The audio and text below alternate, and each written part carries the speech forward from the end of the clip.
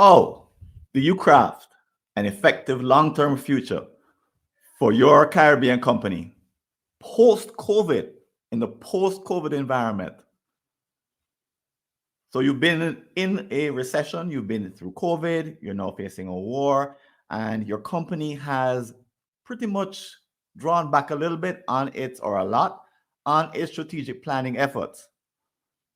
It hasn't had a long-term plan since before COVID, the good old days of 2019. But now that the pandemic appears to be receding, your thoughts are turning back to the long term. And you need a way to do more than just go back to the way things were.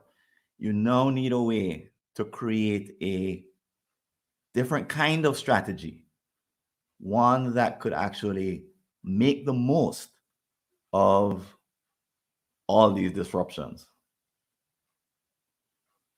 So in case we haven't met, my name is Francis Wade, and welcome to the Immediate Effect of Long-Term Targets. I am the owner of Framework Consulting, the sponsor of today's webinar, and we're also the ones putting on the Caribbean Strategy Conference, and I have the privilege of offering all the things that we offer with my partner and colleague, Dale Pilgrim Wade. Did I say wife? She's also my wife. So I want to make sure that you're hearing me, first of all. So if you're in the chat, if you're in the networking session, or if you're in the sort of the comments over to the right, just drop in a word so that I know that you're hearing me. Now, I know there's a lag, so I'm going to keep talking while you type. So just drop in a note so that I know that I'm not just here kind of doing my own thing when nobody's listening. And oh my goodness, that would be terrible. Well, let me see. Maybe if I keep talking long enough, I'll get some comments. Great. I'm getting people saying they can't wait to be here. Hi, Daniil, a LinkedIn user. Wonderful. So you're in the right place if you're here to hear about the long-term effects the immediate effect of long-term targets. And I'm going through 3 steps that will give you the over-horizon thinking, which could actually change the way you transform the execution that you're doing today. Okay, but what does all that mean? Well, we're about to find out. It's going to be interesting, huh? Okay, so let's imagine that there are companies right now who are enjoying a breakthrough. By virtue of just blind luck, COVID has been good to them. So if you're someone who was making masks or gloves or other kinds of PPE, or if you're doing home delivery of food or other kinds of items, you probably are doing pretty well. And you may have fallen into an accidental breakthrough.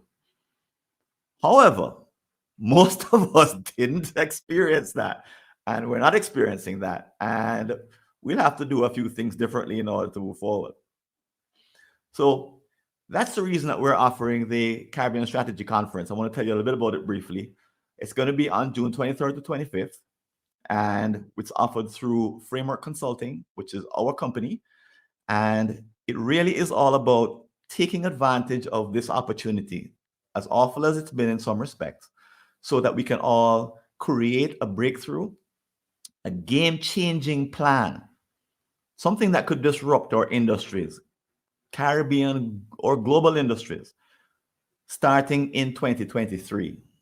So the idea is to equip everyone who comes to the conference with the tools and the inspiration to spend the second half of 2022 planning a breakthrough strategy that begins in January 2023. And today, our focus on long-term planning is just one of the elements that make up a breakthrough strategy. And if you're not on our waiting list yet, you might want to take care of that.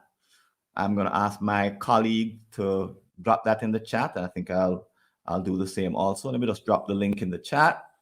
This is how you join our mailing list. It's not clickable, I don't think, but it is reachable. There you go. And through it, you'll be able to join our waiting list. We'll give you early notification of all of the happenings as we build up to the conference.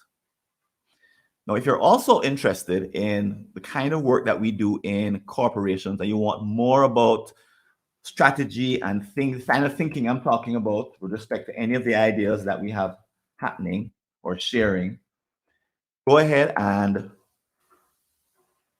click on that link or copy that link and paste it in your browser, the second one.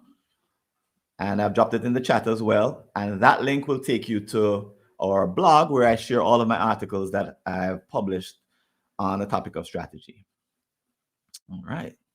So having given you some of the goods, let me go on to tell you what else there is that you could get benefits from. So here on LinkedIn, there is also a newsletter that I recently started, and it shares all of my most recent articles, again, from the Gleaner newspaper in Jamaica, on the area of strategy and productivity. So congratulations, you made it. Now, how do I know that you made it? Well, you're here at the webinar, you're here at Lunch and Learn, and your company has survived COVID. No, that may not be true for everybody, but I think it's true for the majority. You have done what you needed to do. You secured your top line by talking to, working with all of your vendors and all of your customers and all of your big contracts. They all are still doing business with you. This is great, right? You cut your costs, so you managed to keep your cost to a low level so that you could keep going and doing what you need to do. You are managing your employees and managing them in a way that allows you to keep tabs on them to make sure that they're still being productive. And even above and beyond that, you're also managing your supply chain, right? Your supply chain is actually still active and working, and you're trying to manage that in spite of all the crazy things that are happening right now. So congratulations. The fact that you're here means that you made it and you're successful in doing so. But question is, what's next? Will there be a return to the way things were? Or are you preparing yourself for kind of like a little bit of luck? Because I'm going to say that you have a choice as to what's next. You could either go back, I should say that way, back to the way things were, which means going back to the strategic planning that you used to do, the way you used to do it, with the same people who are still of the same average age. So they're still average age of the people in your planning retreats is the same. Same ideas, same format, same process. I think you know where I'm going with this, right? It'll give you the same result. You'll end up with the same plan that you had before COVID. Or are you going in the, get the fingers right, in a new direction where you'll be able to create a strategic plan that has a breakthrough built into it, a disruption that allows you to take things to the next level, that could actually inspire your team. So I'm going to say that there's a pull to drag us back into the old normal. And the old normal is a bit like a snake, a tendency that wants to pull us back to the comfort of the way things were. And during COVID, this was very, very, very strong. How many of you thought that there was no way this was going to last more than 2 months, 3 months, 6 weeks? And then we go back to normal. Remember that kind of thinking? 2 years later, here we are, and there's brand new variants that are going through the Caribbean, and we're being affected by all of them. I'm going to say that the villain in all this is not COVID, the recession, the war, the supply chain, the inflation. Those things aren't the real villain. The real villain is actually within us. Our tendency to want things to go back to normal. It's very human. We all went through COVID wondering when we'd be able to do the things that we wanted to do before. And that's just kind of natural, right? It's kind of normal. But for us, is that kind of the right thing to do going forward? Let's explore that, because it's a powerful tendency that we may have to overcome if we want to go from just being tempted to go back to the past, to having a transformation going forward. So I apologize for the slides. They look fine in PowerPoint, uploaded them, and no, they look different. Who knows how? But we want perhaps a transformation in the way that we do our strategic planning so that we can produce this breakthrough strategy that we could implement starting in January.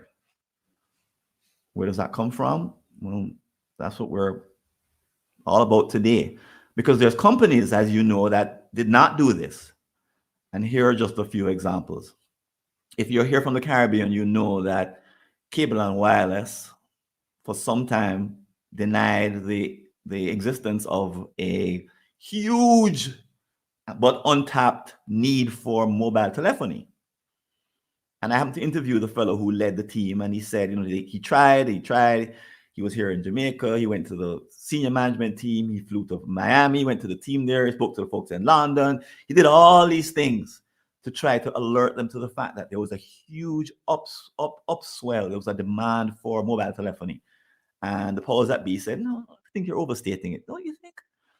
And then 1991, I forget the date, but the day Digicel opened in Jamaica, there were lines around the block. And I think it maybe took a year or two for them to become the dominant player in the market and dominant player in the region. So you don't solve these problems, you end up like BlackBerry. Anybody still have a BlackBerry? You still have a Nokia. You haven't transitioned to either Samsung or an iPhone. Or you're still, remembering the days when you went to the store to buy a Kodak film. You can't buy Fuji either. But early on, Fuji made a tremendous pivot and took on very new businesses when they didn't need to do it because they saw what was coming. They saw the same thing that Kodak saw, but they created a disruptive strategy to deal with the same data that Kodak had. So what made these companies different? Why didn't they follow the other companies that didn't do so well and put their heads in the sand? What would make your company different from the others in your industry that are putting their heads in the sand? I propose that there's a formula to follow. We've boiled it down to some degree from a couple of decades of working with customers, clients to produce breakthrough strategies. And the piece that we're sharing today is a piece of the strategy that we share with our clients, the approach, the formula that we share with them, the steps. And this is one of the essential steps, and it's a controversial step. And there's some who think that we're crazy. And in most of our retreats, we have to go through a process to induce our clients to take this approach. And I'm going to go through that process with you here today. Okay, so it's one piece of the formula. Oh, this one really got chewed up. So we're going to make a transition from the old normal way of developing strategic plans, and we're going to a post-COVID game-changing way of producing strategic plans. Let me see if I do it this way. Nope, looks the same. Still cut off. Apologies for that. We're going to be making a jump to find this new way, one element of this brand new way that you could start to implement immediately. So I perhaps one of the earliest brushes I had with strategic planning that included this kind of long-term framework or long-term thinking was back in 1991 when I had hair and lots of hair. And I attended a consultant's training. I was an employee at AT&T Bell Labs in New Jersey, where I lived. And in this particular training, happened in Manhattan, was with the IMC, Institute of Management Consultants.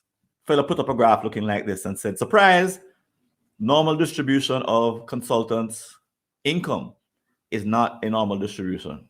It's bimodal. In other words, there's two peaks. There's some who are making a lot of money and some who are making much less money.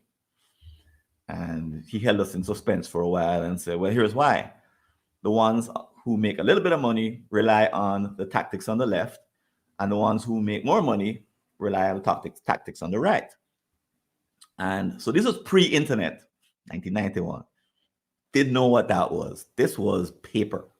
The world of paper communication. And I read that. I saw it as an employee at AT&T. And I had a picture of myself writing for the newspapers. And I said, if I'm going to really do what I need to do and be a consultant on my own, which I was starting to think about doing, I'm going to need to get to this point. And if I'm going to do it where I really want to do it, which is back in the Caribbean, I'm really going to have to figure out a way to get myself back, of course. But once I get back, how do I go about doing that? And what's that process? And I had no idea how long it took. So I'm glad I committed to it, because in 2011, some 20 years later, I became a part of the staff of the Gleaner. And I now write a bi-weekly column. It's come out for about 10 years. But it took, people ask me, what does it take to write for the Gleaner? I'd like to do that. I say, well, you got 20 years? And they look at me like, you must be mad. And I say, a lot of that was spent writing stuff that nobody would read. And they say, what? And I say, that's just what it took. So sometimes the things that we really want to have happen require that kind of commitment. And as I said, I've written continuously for 10 years. I've written also for newspapers in Trinidad. That didn't come lightly. And it came from that initial exposure I had as an employee of a different company. And sometimes these things that we really want require time. They won't happen even with new technology, even with fancy AI and blockchain and crypto and everything that's happening in our world that's so different right now. And so it seems to be so fast. We still need time to manifest some of the things that we want to have happen. All right. So with that said, let me ask you a question. I don't think I can, actually don't have, oh yes, I can see the chat. So here's my question of you. What is the perfect time horizon? So I'm talking here about long time horizons. What is a perfect time horizon? I want you to drop that in the chat. What does that mean to you? Is it along the lines of 4 years or less? Are we talking about 5 years? Or are we talking about as much as 30 years? Just put your first impressions in the chat. Let me see some answers coming up. Now, of course, as you could imagine, it's a bit of a trick question, right? But let me see what your initial thoughts are with respect to how long, what horizon for you would be perfect, or would be the right time horizon for your company to use, or for a company in your industry to use. So there's a little bit of lag here between StreamYard and LinkedIn, so I've got to be very patient and keep talking while your fingers are moving and the answers are coming in. So let's see what we have. And as you could imagine, the word perfect in there is sort of a bit of a leading kind of edge or a giveaway.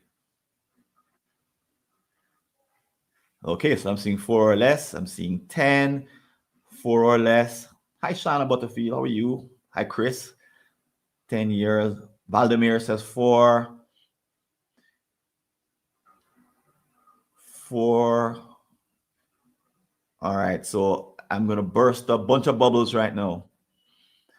And so here's an example of what a moment that I was present to. The first client that we worked on, well, somebody was from the company was present at a webinar. No, this was a seminar, live seminar given by Robert Kaplan, the developer of the Balanced Scorecard and the Strategy Map. And she very proudly told him, we have a 30-year strategy. And he looked at her like, a 30-year strategy? And she said, yes.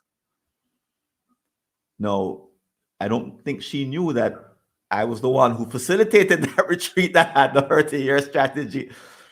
So the right answer is that there's not a perfect time horizon for any company. What there is a sweet spot. At the same time, I'm going to tell you what we encourage companies to do, and hold on to your seats, because there are probably some reasons why we would say to companies, you need to look out way more than 10. So here are some reasons why. One is that you don't want the strategy to be an extrapolation of where you're coming from in the past. If you choose a short time horizon, what companies eventually do and strategic planning retreats eventually turn into is, here's what we've always done, and let's just add another 5-10%. And that's what we'll do in 5 years' time. So that kills the possibility of a breakthrough strategy before it's even born. It's a human tendency. The temptation there, again, the temptation is to want to keep things the way they've always been and to not have to do any big time rethinking. Because if you say, let's do a short horizon, what people eventually say, people turn into is, oh, you mean the same that we're already doing plus a little bit more, right? That's the unsaid commitment. And it's a temptation that we fight with them to overcome. Second reason why do we ask them to find this sweet spot that's more than 10 years out is to go long enough to beat the competition. Ooh, that's way too small. So let me blow this one up because that's a pretty influential person. So he advocates for Amazon a 7-year time horizon, but I'm not so interested in why he says 7, because that could be good for Amazon and bad for you.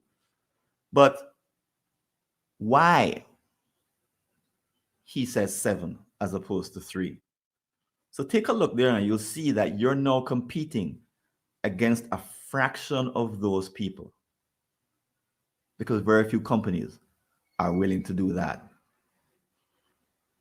Just by lengthening the time horizon, you can engage in endeavors you'd never otherwise pursue. So pulling up a long-term horizon, more than 10 years, can give you a competitive advantage because you're now looking at a future that your competitors are not looking at. And Amazon is a powerful example of the difference that it yields when you look long-term versus short-term. Ooh, this actually says long enough to let trends mature. Okay. So it's similar to what he's saying, but he actually says it himself, him being Jeff Bezos. In some cases, things or trends are inevitable.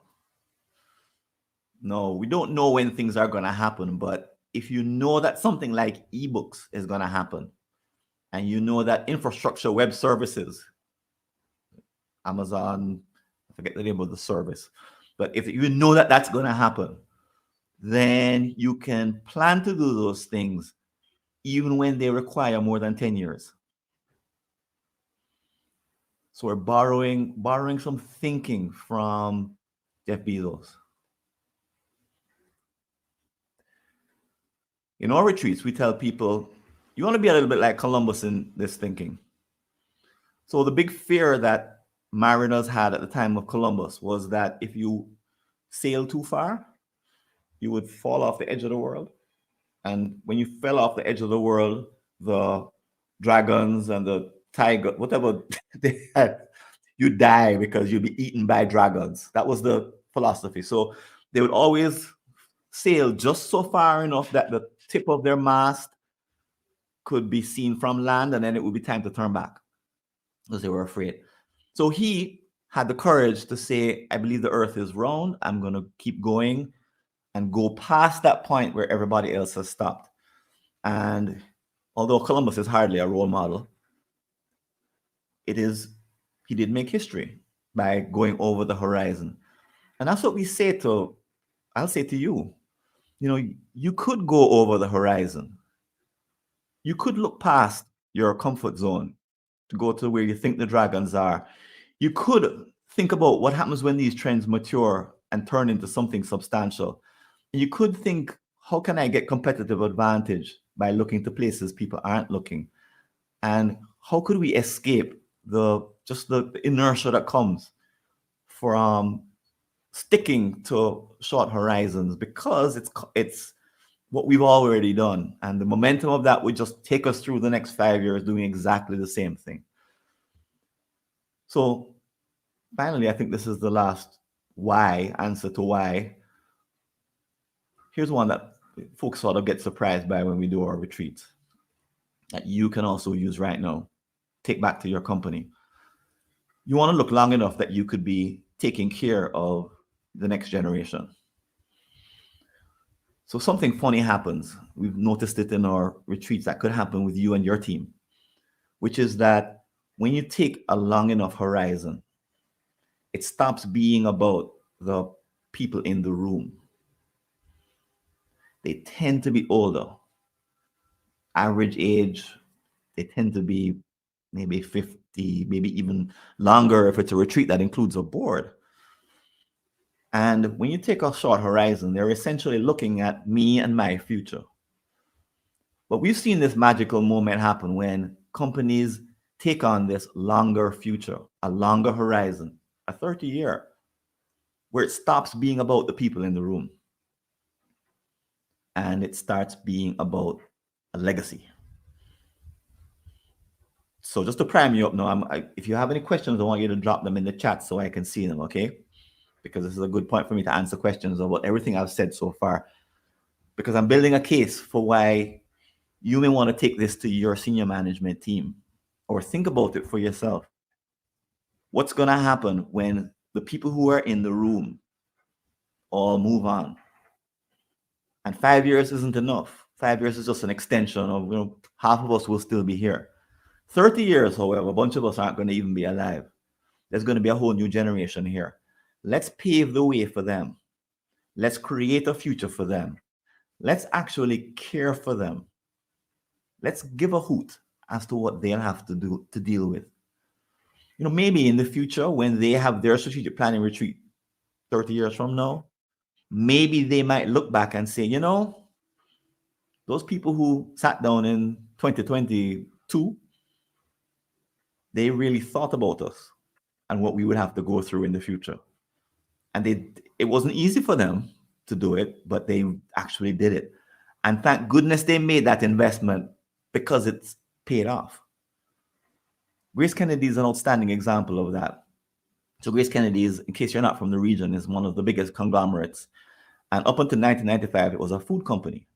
They made food and they had a grocery store and packaged foods.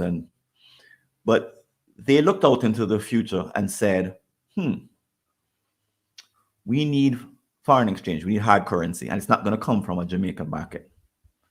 We could export, but we don't think that that's going to give us really what we want. We need to be in the financial services business. So led by Douglas O'Rain, they came up with a 25-year strategy. That 25-year strategy transformed the company. So it allowed them to outpace their competitors. The competitors that they had back in 1995 either don't exist or they're in totally other different businesses. They gave up competing with Grace Kennedy. And Grace Kennedy is a leader in both industries in the Caribbean, both financial services and food. 25-year. So I'm not describing something that is only done by the Japanese and the Chinese, although they're also great long-term planners. It happens here in the region also, and it transforms businesses and allows for outstanding success. They recently celebrated the completion of that vision in 2020, and I'm told it was amazing and touching opportunity. So temptations, they're everywhere, and I'm inviting you to think past the temptation to be comfortable, to want to go back to the way things were, and to embrace what I'm offering you as a way to go to the future and create a breakthrough. The way the companies I've described all look to the future and were able to craft breakthroughs. So I mentioned this business all about a sweet spot. So let's see if I have any. Let me just check to see if I have any questions. Anything about sweets? Any questions so far? I don't. Claudia asked, can it work for a small business? The answer is yes. We've done it for small businesses. There was one small business it didn't work for. They created a 10-year future. And the reason they did that was because they intended to be sold by 10 years. And that's basically the only exception that I've seen. They didn't intend to keep owning the company past the 10th year. In that case, it made sense to have a cutoff at 10 years and then say, we'll be sold by then and we'll be out of the business. Any other questions? Claudia says that there are disruptors. There are lots of money to take risk. We take extreme risks that others may not be able to do. True, to some degree, but he didn't always have lots of money. And if you read the, not biography, but some of the books about the path of the company, it wasn't a cakewalk. They had to make some very, very difficult decisions. And they didn't have everybody behind them when they made them. Same for GK. You know, if you talk to Douglas Irving, he's written it in his book. When he announced it, when he proposed the idea of a 25-year future, there were some members of his staff that said, oh no, that cannot happen. That won't work. All right, Shauna says, good insight. But I don't want to just throw you insights. I really want to invite you to actually try this, because this is what we do.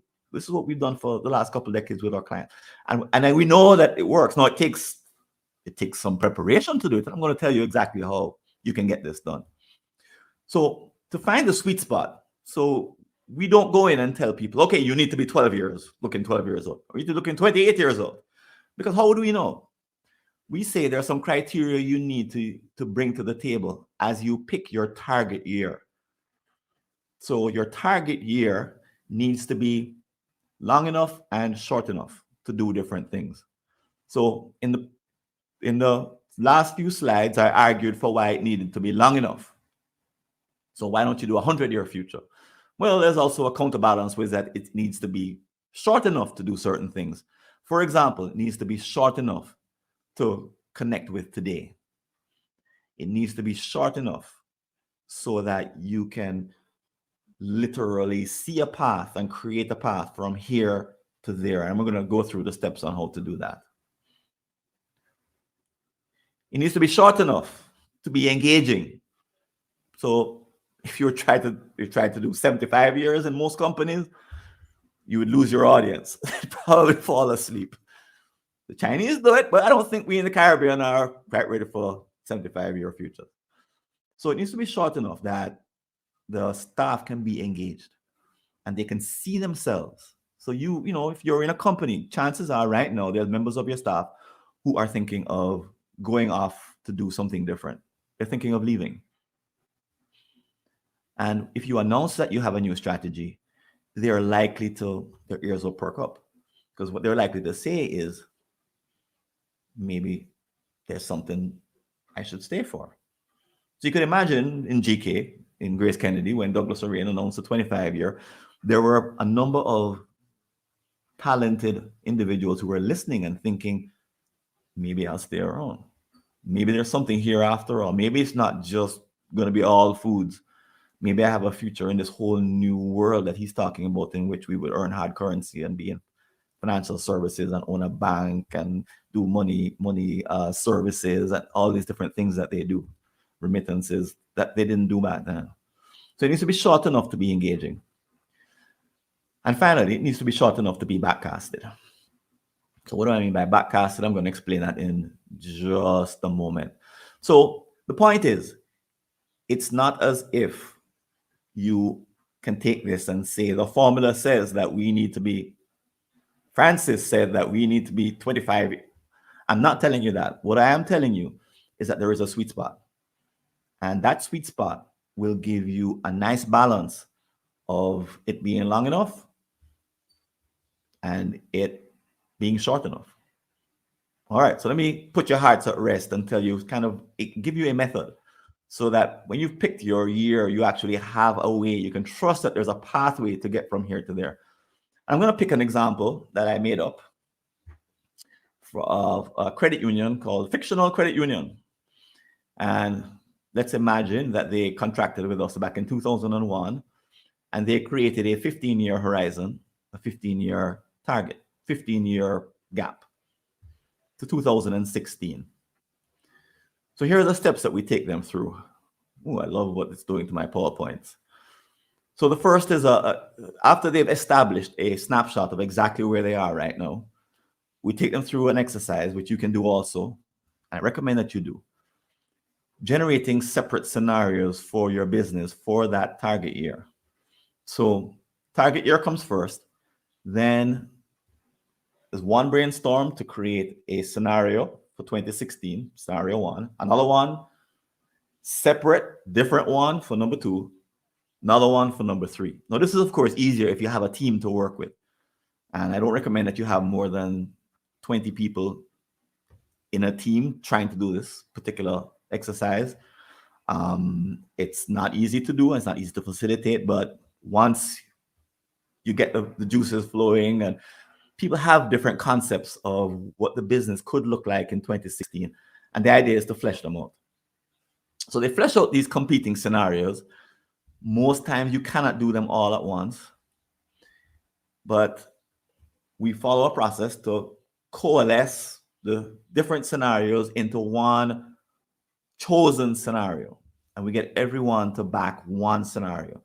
Often it's a combination of different kinds of scenarios, but we start off with words and then eventually we translate it into numbers.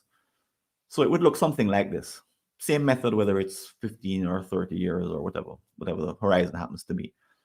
So now we're looking at a description of the final scenario for 2016, and now it's in numbers. And if you look very carefully, let me blow this up so that you can actually see what's at the bottom there in that little tiny print. At the bottom, you can see there's also a list of possible initiatives that would drive the company from 2001 to 2016. So these are your breakthrough projects, you might say. These are the ones that are going to give you those numbers. Okay. So that brainstorm is completed, and it's usually done in like I said, in a group of about 20. And then we do something a little bit different. We form a subgroup. And the subgroup, I recommend that you don't try to do this activity with 20 people, but instead you do it with a smaller group, five or six people.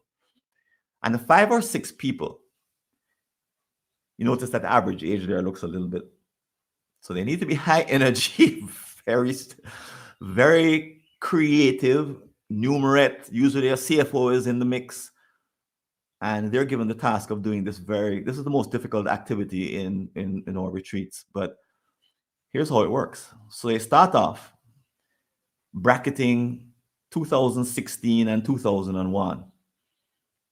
So on the right are the new numbers that they just came up with for the final scenario. And on the left are the current numbers, which were the numbers back in December 2001.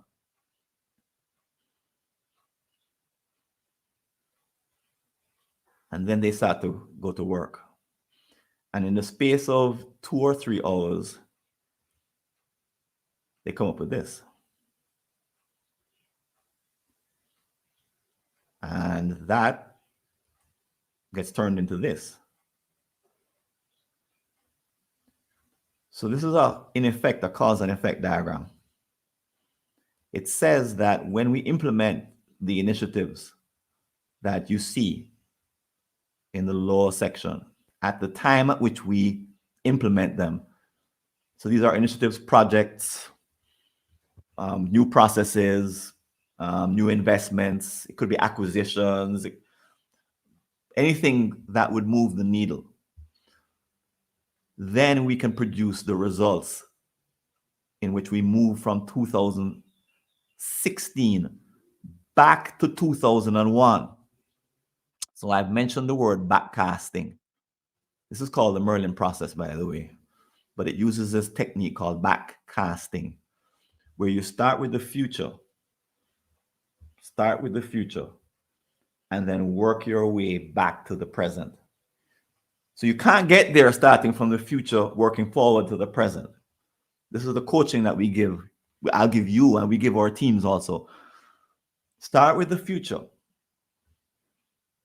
and work your way back. As you work your way back, you'll find all kinds of things. For example, you'll find that, we need to have this acquisition happening this year. We need this technology in that year, which means we need to have bought it last year. No, wait, we can't have bought it last year. Oh, wait, hold on, scrap that. We can't do that. And as you start to backcast, you realize that there are logical inconsistencies in some of the numbers that you came up with for the final scenario. So what do you do then? You change the numbers. If you can't find logic to fit, then you change the numbers. We worked with one company that said, we want to get into Latin America in a huge way. And to get into Latin America in a huge way, we need to have a bilingual workforce. This is a Caribbean company. And they created a 30-year plan, and the team went off to do the Merlin process. When the team came back the following morning, they said, we can't do it. And I'm surprised, right? I'm facilitating, and we're like, what? Why not? They said, we did the math. You cannot get a bilingual workforce in 30 years, no matter what you do. And they showed us the logic, and it was like, oh, hang on a minute. It's true. You can't. If you do the math, you might see they had a 3,000 person workforce. You couldn't get to a critical mass in 30 years. The number, it's too hard to learn Spanish that quickly and then become fluent enough to do business in it. And you don't want to hire that many people. They also said, by the way, we have scaled back our aspirations because we don't want to leave the region. And again, we all said, what? They said, if we're going to be this force in Latin America that we had originally thought we needed to be, we have to move our headquarters to Miami. And we all went, oh. And they explained the flights and the cost of travel and the need to attract by people who spoke Spanish. And we said, oh. And they said, so here's what we proposed instead. So what came out of it was a feasible plan. It didn't start off that way. And this is what happens in the Merlin process. You backcast and come up with something, a model, a business model that is actually workable. Now, that business model is more than just mental exercise, because this is what you're going to commit to in terms of this is your best understanding. But let me ask you the difference. Just as you look at the plan on the left and the plan on the right, just put in the chat what you see the difference being. Again, I know there's a lag, but just type that in the chat. What's the difference between the plan on the left and the plan on the right, just as you look at it? Because there's something that the plan on the right allows for, especially if you've not been in the retreat. So if you're a regular employee, you're right to ask, 2016, is that just like one of these vision statements that doesn't mean anything? When you see the work that's gone into the Merlin process, you realize and accept, okay, this is not BS. This is not wishful thinking. There's actually some logic behind this, and the logic, as far as we know with the data that we have today, coheres. In other words, it's coherent. It fits together. And Naz is saying it's quite visible that taming the pull of the familiar will continue to trump the emergent or conditioning ecosystem favor the former. And this is a challenge for strategic planners. And finally, what is success in this area? Yeah. Because there's a wanting to have things be really safe and understandable and comfortable and predictable. And we don't want to be wrong. We don't want to create this future that then flops and then people say, they wasted their time, they wasted their whole life doing this thing. The possibility of this is that you can stretch towards outstanding results and amazing results and manifest them.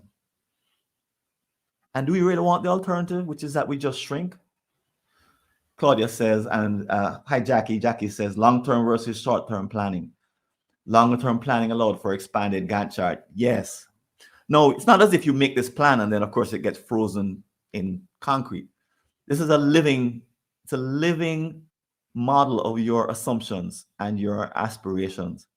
And given that you have the time frame, you can program in technologies, discoveries, acquisitions, all kinds of things that your competitors who are would be on the left can't even consider.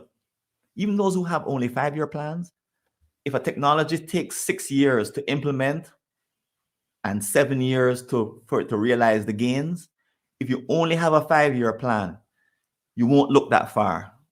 You won't consider that as a part of your destination. And that's the problem of cutting off and having it be too short. Having that horizon be so short that it can't produce a breakthrough. It can't inspire you or your staff. So back to Merlin Process, what I already said, it's about creating a model of logical cause and effect relationships. It's difficult. I can tell you, for a small team of 2 people to do this, when my wife and I do it for our business, but you get 5 people sharing it with a group of 20 and putting all of the heads together and all of the knowledge in the room. A CEO can't do this alone, because the logic and the connections that are happening are pretty almost impossible for one person to hold. You need a team. It needs a team effort. The assumptions I already said are converted into numbers, and and they're converted into timing, and they're converted into the Gantt chart and when things move and the backcasting, and it's a form of best modeling.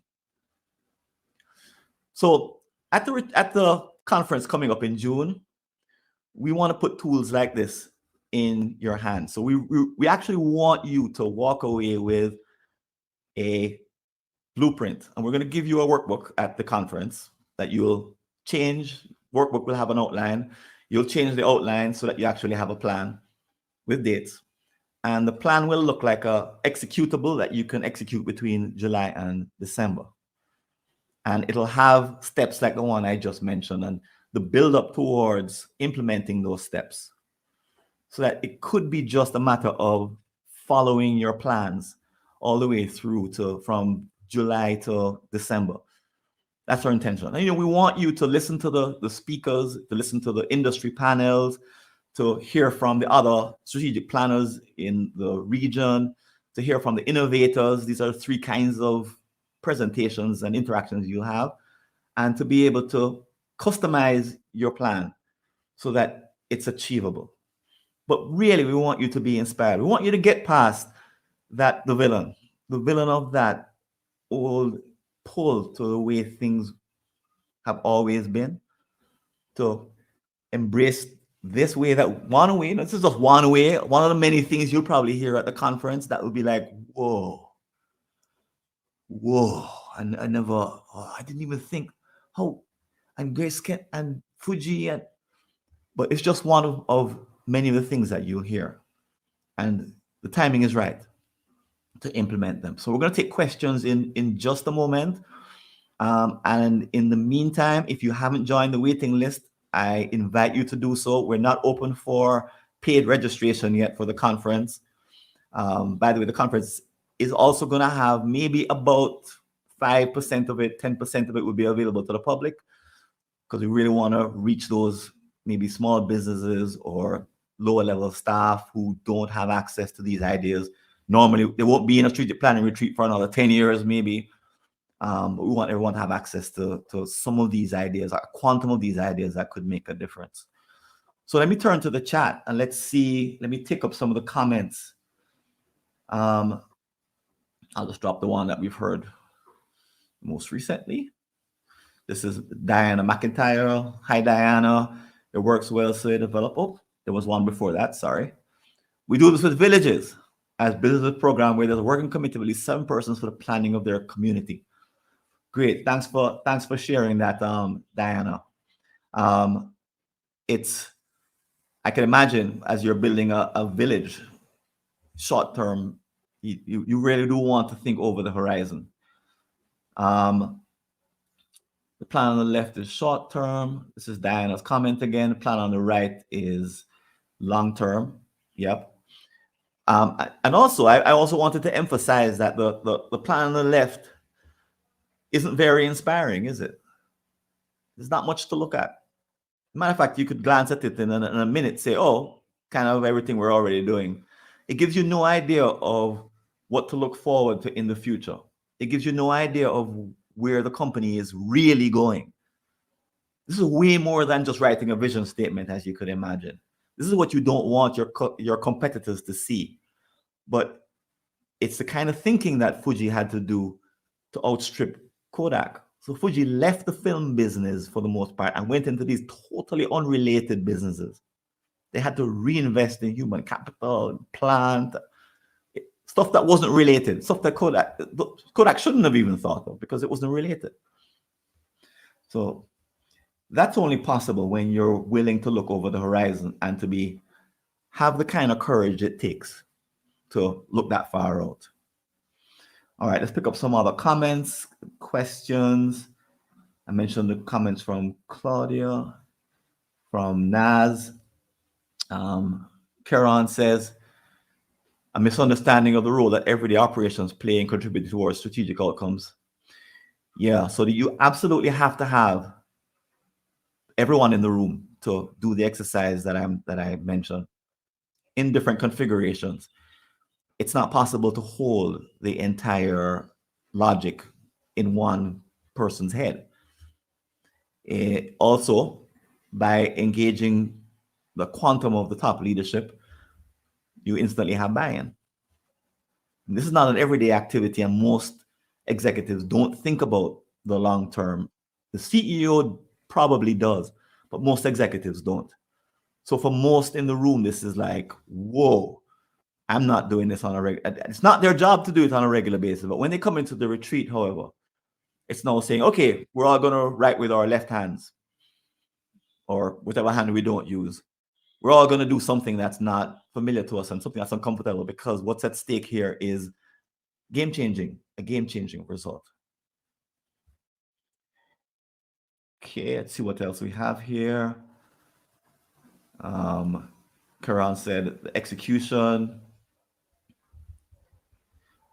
So Chris from the UK says the reason the follow-through is difficult is because people treat formulation as if it is easy, and they don't generate sufficient commitment. So yeah, when you've been through a difficult exercise together, I think this is what Chris is talking about, it bonds the team, right? So put them through a difficult exercise like the Merlin process, and you end up with a more committed team than you had before. It's the ultimate team building activity. That's what we tell people at this high level. And you can do this with your team. As you do this with your team, expect them to come out connected and aligned, because they've spent these 2 days kind of locked up in a room. You've pushed the food in through the door and locked the door back. But you put them through a very, very difficult task, an arduous task, and that activity brings them around. All right, so having said all of that, let me see if there's any comments at the very bottom. Fuji was way ahead of Kodak, consulted for Kodak. They were stuck in old thinking, Claudia says. And even when their corporate offices were simply going empty, departments were closed and desks empty. Yeah, if you read the case studies, they are tragic. But also, I don't want to just point you to the scary stuff. Read the positives. Go buy Doug O'Rain's book and read about how our regional companies are a company is using what I'm talking about, how they transformed their industry and how they became who they are today because of the very difficult exercise they went through way back when. Okay. So if there's no other comments, I'm going to thank you for your time, attention, and your comments, your engagement. Thanks to all of you who attended. And if you're listening to the replay, thanks for listening to the replay. And don't forget, the waiting list is yours to join. Grab a hold of that URL that's on the screen, and we'll be in touch with you with respect to what's happening as we roll out the Caribbean Strategy Conference. So this is Francis Wade on behalf of my colleague and wife, Dale, and myself. I want to thank you for joining us, and I wish you all the best as you go fight the villain of the old familiar way of doing things and take on unfamiliar ways of doing things so that you can produce breakthrough, game-changing, disruptive kinds of results in your strategic planning. All the best, everybody. Bye now.